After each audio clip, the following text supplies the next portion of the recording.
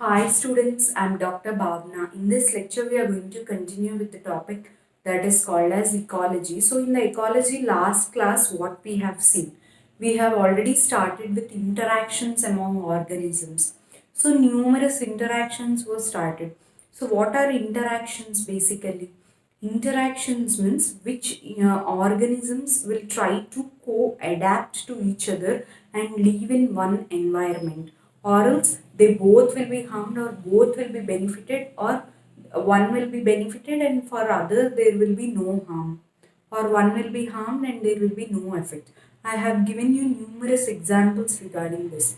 When we have started with mutualism, commensalism and all, I have given you which organism is benefited, which organism is harmed. So basically when we have started with competition, in the competition only two things you should remember: Gauss's competitive exclusion principle as well as Connell's elegant field experiments. So Gauss's competitive exclusion principle states that when two organisms are fighting for one resource, one will be harmed, other also, the inferior one, in between two species, the inferior one will get eliminated from the environment. That is Gauss's competitive exclusion principle. MacArthur's resource partitioning states that if two organisms are fighting for the same resource, then it should be shared among two individuals. This resources should be shared among two individuals. This is called as resource partitioning. So this is about that. Then Connell's elegant field experiment states that Belanus excludes Chathalmus when it was introduced into Chathalmus community. So that is the important and neat point of view. Then I have given about Abingdon tortoise became extinct when goats were introduced into the environment. Later, flamingos fishes usually compete for zooplankton in the lake. If you want to go through clearly regarding competition, just go through the before video regarding this competition. So in competition, both the species are harmed. That is about competition. Then we have started about the commensalism. So in commensalism also, I gave you numerous examples. What is commensalism? One organism is benefited, other one is there is no effect. So examples is clownfish on sea anemone, cattle egret on grazing cattle. Then I heard numerous questions regarding this. So that's why I'm explaining you clearly again. I want you to write this clearly. Clownfish on sea anemone, cattle egret on grazing cattle. Then the third thing is barnacles on whale. The fourth important thing regarding commensalism is, see, clownfish on sea anemone, cattle egret on grazing cattle, barnacles on the whale, as well as the thing is Belanus of Chathalmus. So these are the four that are related to that of commensalism. So clownfish on sea anemone, cattle egret on grazing cattle, barnacles on the whale. So these one organism is benefited, other one is harmed. So this is about the, it is not harmed nor affected. So zero. These are the four important examples regarding the commensalism. Then next we will see about the parasitism. Don't get so much confused. Competition, commensalism, only few important points you should remember. As well as in commensalism, another example is orchid that is growing on the mango branch. This is also an important example that is related to commensalism. Then we have started with the third one that is called as parasitism.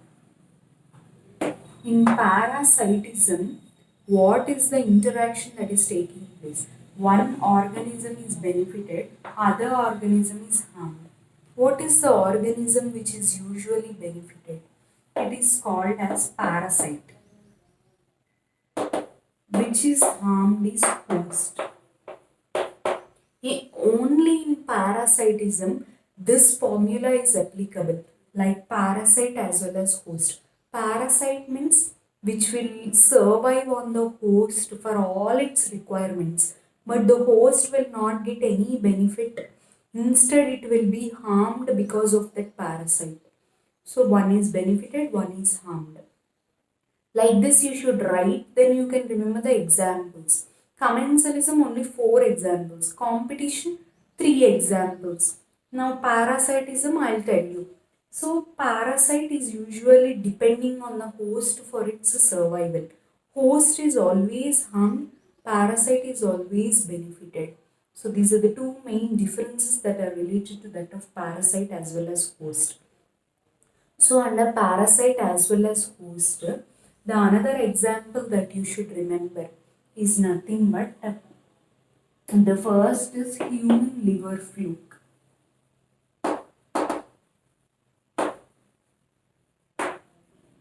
Another example is malarial parasite.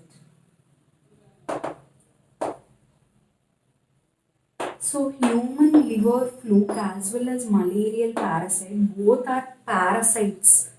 So they will stay in some hosts. They will require different hosts for its reproduction, for its survival, for its growth rate. They all require the host. So these organisms are benefited.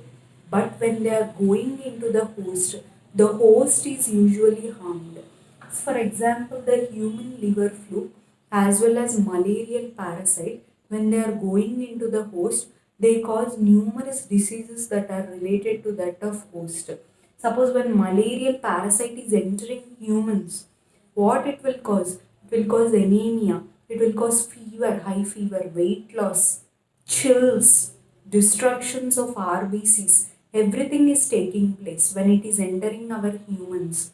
So, but it is deriving benefit by its reproduction, its survival and all. But hosts are harmed.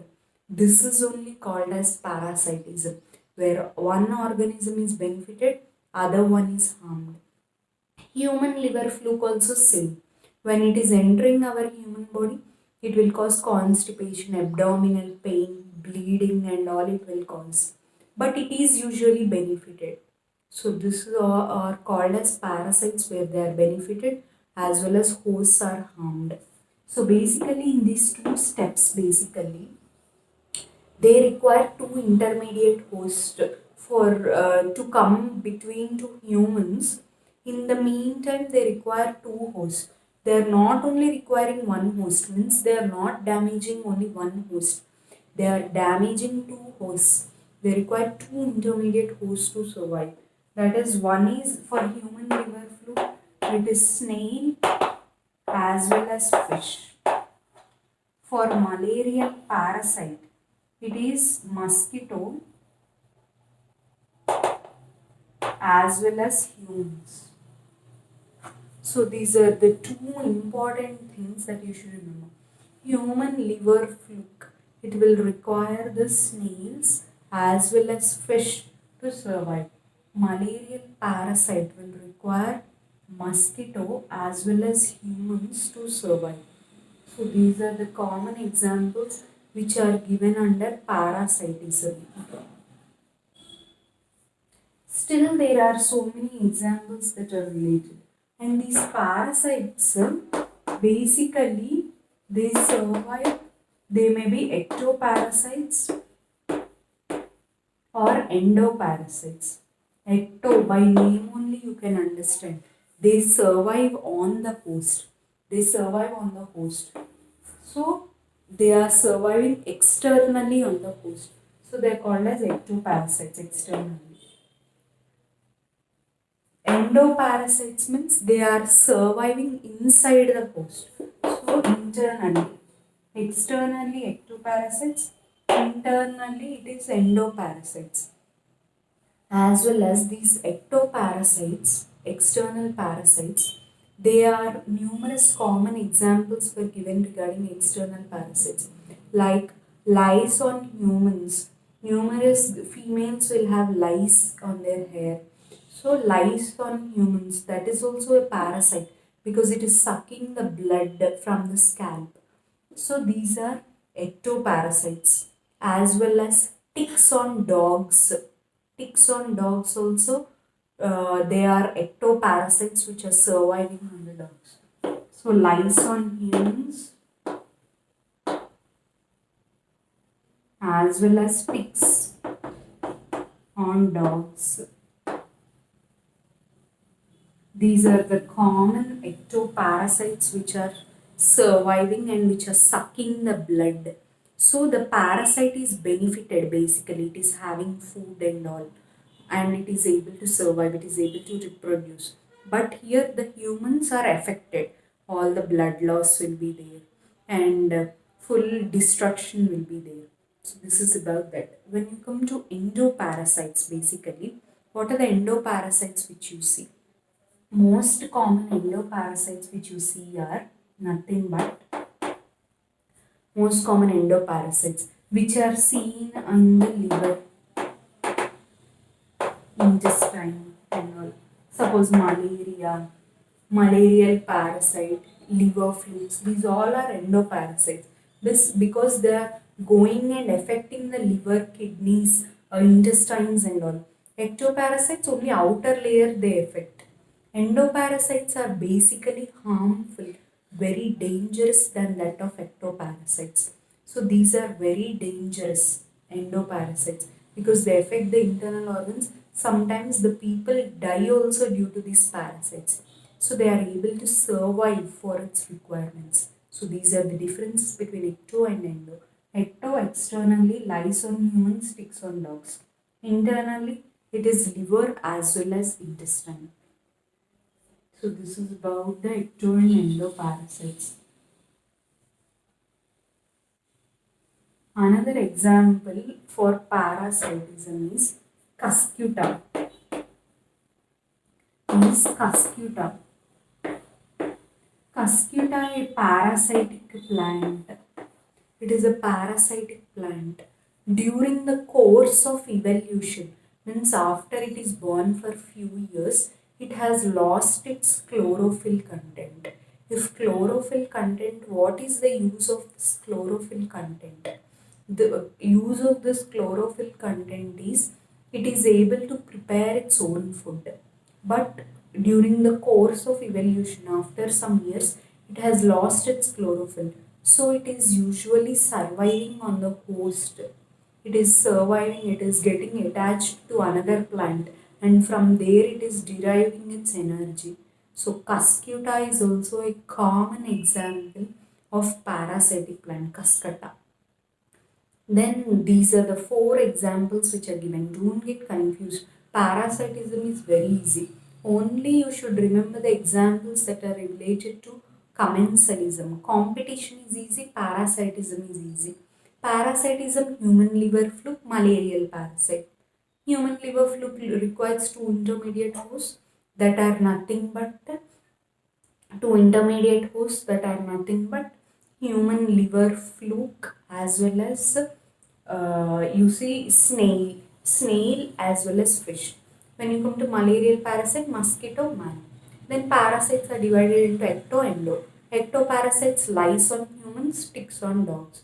Endoparasites which are residing internally, malarial parasite, liver flukes, these all will come under endoparasites only because they affect the liver, kidneys, intestine and all. Then another famous example of plants for parasitism is Cuscuta. Why Cuscuta is a parasitic plant? It will survive on its host because it has lost its chlorophyll content. Means it is not able to prepare their own food. So whatever the food which is available from the other plant, it is going to take it. And that plant will not get enough of food to prepare its own food. It will not have enough resource. So Cuscuta is also a parasitic plant. Last example that is related to that of parasitism is there is a condition that is called as brood parasitism. Brood parasitism. So in this brood parasitism, basically what is happening is in brood parasitism, the parasitic bird. Brood means parasitic bird. It will lay its eggs. Birds means they will lay eggs in the nest. So this parasitic bird, it will lay its eggs in the host nest. So it will lay eggs. Where it will lay eggs? Not in their community. It will lay in host nest. Nest means what? Where the eggs are laid. So in the host nest, this parasitic bird will lay eggs in the host nest. So when it is laying on the host nest, what will happen? Again, due to course of evolution, means after few years, this host nest, when it is laying on the host, so in the host nest, what is happening? This parasitic eggs, which parasitic bird is laying, it will change its color and it will resemble the host eggs. If it is not resembling the host eggs, this host will eliminate the parasitic eggs. Whatever its own eggs it will host, right? So its host eggs only it will lay. Then it will lay eggs and it will, if the same color is matching with that of host eggs only, these parasitic eggs will be able to survive. Otherwise, they are eliminated if there is small change in color also. So here what is happening again in brood parasitism? This parasitic bird is depending on the host to lay its eggs. So the host is harmed basically. Its own eggs, it's not parasitism. It is parasiting the parasitic bird's eggs. So this is called as brood parasitism. So simple, don't get so much confused. What is brood parasitism? I am trying to explain you clearly what is brood parasitism. The parasitic bird will lay eggs, but where it will lay eggs? It will go and lay its eggs in the host nest. It will lay its eggs. If it lay in its own nest, it is okay, but it is depending, it is parasitism on the host nest. So what is happening? The host, because the host is able to not recognize which is its own egg, which is foreign egg. It is not able to recognize. So because it will resemble the same color as its own eggs. So it is laying numerous eggs. It is breaking the shell of the eggs. So this parasite bird is depending on this. So it is changing its color and it is trying to adapt to the host eggs. So this is called as brood parasitism. These are the common examples which are given under parasitism. Liver fluke, malarial parasites, ecto-endoparasites, cascata parasitic plant. Then a famous important Neet question, brood parasitism. It is resembling the eggs of the same host eggs, this parasitic bird's eggs. If some change in color is detected also, this host will not lay the eggs. So this is about the brood parasitism.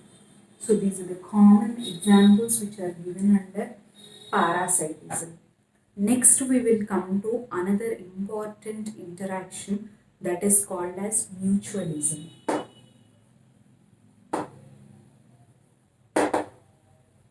So in this mutualism, both the organisms are benefited by mutually interacting with each other.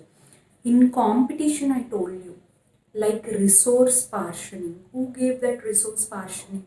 It is nothing but MacArthur.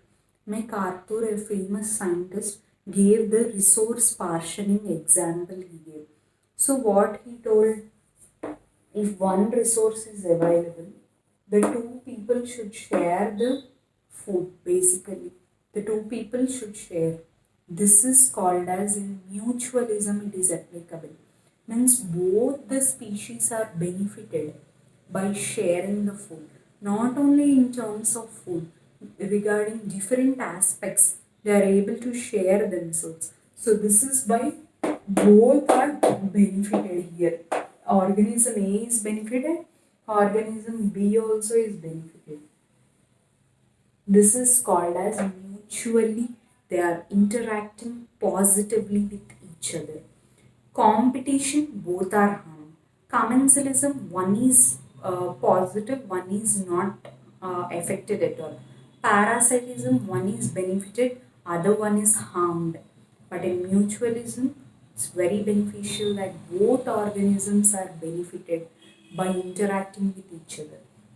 So when you come to numerous examples that are related to that of mutualism, first example is lichens. Lichens, a famous plants called as lichens, they have good association between the fungi as well as algae. Lichens, these fungi as well as algae, both are able to coexist with each other. They both are having a good mutual relationship with each other, and they are able to survive. So in these lichens plants, the fungi as well as algae, both are coexisting with each other and they are happily surviving. This is called as, and in this both are benefited. So that's why the fungi, it will derive food from that of algae. Algae will derive some water from that of fungi.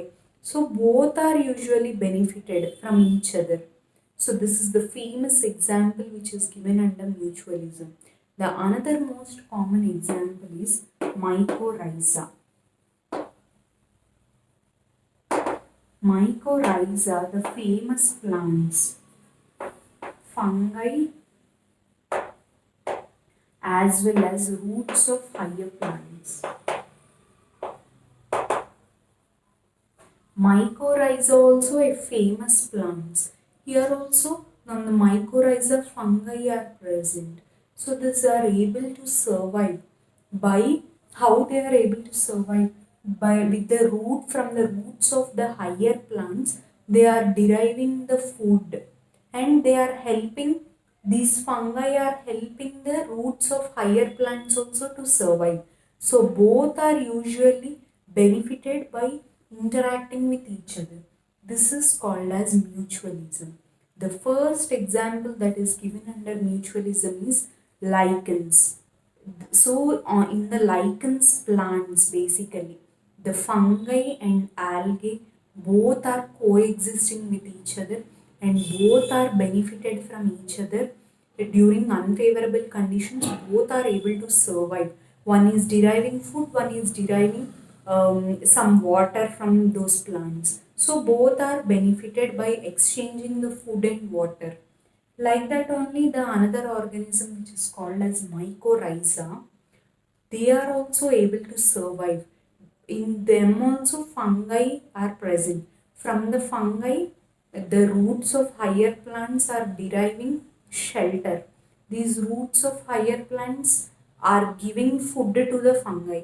So fungi and shelter, food and shelter, both are taking place simultaneously for both the plants. So they are coexisting with each other. This is called as mutualism.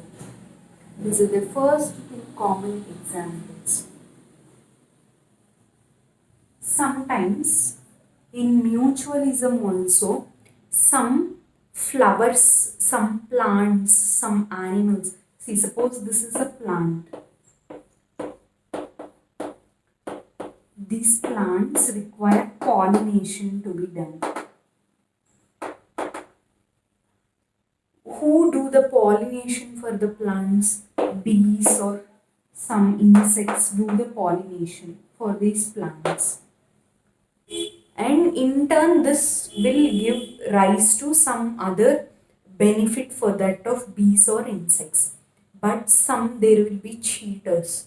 Like these bees or insects, they will try to cheat the pollination procedure for that of plants. So the plants also are aware of the cheaters, like they are trying to adapt to the new environment.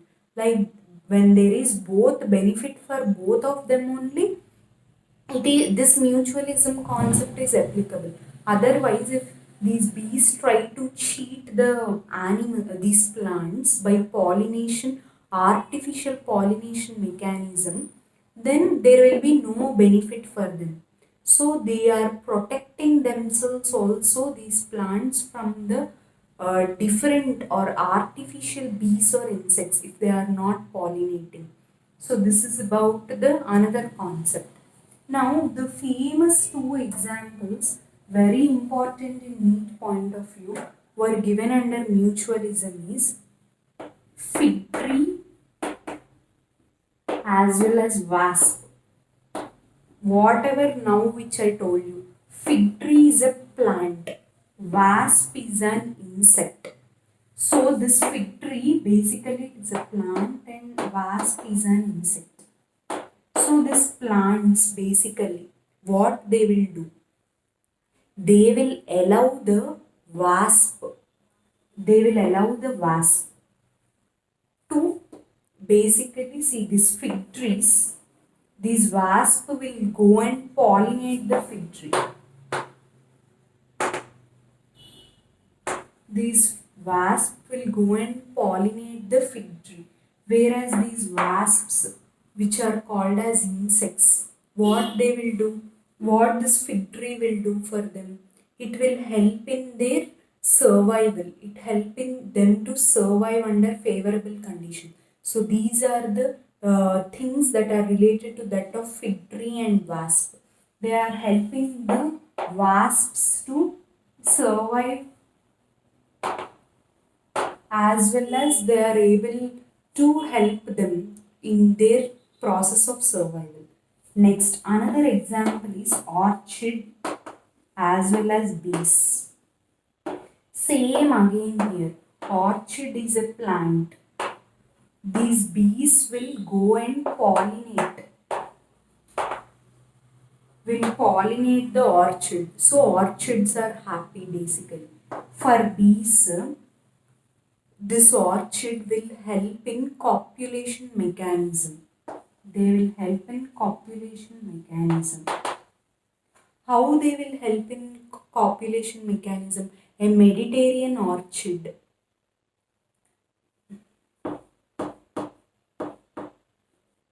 This Mediterranean orchid, which is called as Ophrys, it will have numerous petals.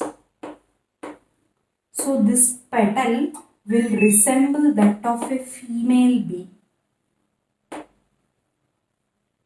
It will have petals.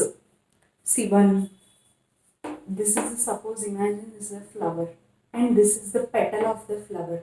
These will resemble the female bee. So what will happen? This male bee will get attracted to that of female bee and it will pseudo copulate with it. So here both organisms are benefited.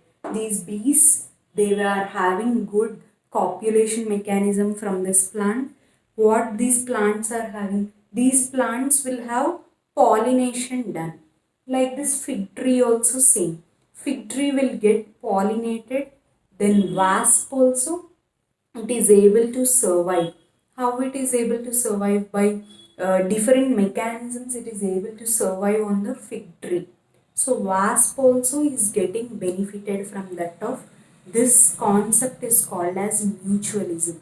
One organism is trying to adapt to the other organism and then both are simultaneously benefited from each other. And this wasp also will get food from that of fig tree. That's why it is able to pollinate. This is the common examples which are given under mutualism. Don't get so much confused. Mutualism, when you start with mutualism, the first concept which you should remember regarding mutualism is both organisms are benefited. Lichens, fungi, algae, mycorrhiza. Fungi, roots of higher plants. Roots of higher plants are benefited, fungi are benefited. In lichens, fungi are benefited. Another, the algae also are benefited. Now here the common examples which are given. Fig tree, wasp. Here fig tree is benefited by the pollination mechanism. Wasp, it is able to survive during unfavorable conditions on fig tree, so that is also benefited. Now here orchid as well as bees. Orchids are benefited by pollination mechanism. Bees are benefited by copulatory mechanism. Copulation means how it is happening. The orchids will have flowers. One petal of a flower will resemble the female bee. So this male bee gets attracted to the female bee and then copulation is taking place. So this is about the another concept that is called as mutualism, where the two species are benefited from each other. These are the common examples which are given under mutualism. I want you all to read 2 or 3 times so you will get used to this all mechanisms. Still we are left over with only one topic, that is called as predation. In the next class we will see about the predation, and then another topic of ecological succession we will start in the next class.